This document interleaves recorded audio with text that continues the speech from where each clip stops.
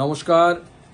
আপনারা জানেন যে আগামী 22শে জানুয়ারি রাম মন্দির, অযোধ্যায় যে রাম মন্দির নির্মিত হয়েছে তার রামলালার প্রাণ প্রতিষ্ঠার দিন এবং তার 1 বছর পূর্তি হচ্ছে এবং সেই 1 বছর উপলক্ষে গতবারের মতো এবারও পুণ্যতোয়া আত্রেয়ীর পাড়ে আমরা 1 লক্ষ প্রদীপ জ্বালানোর সিদ্ধান্ত নিয়েছি। গতবারও আমরা জ্বালিয়েছিলাম, সকলে মিলে জ্বালিয়েছিলাম।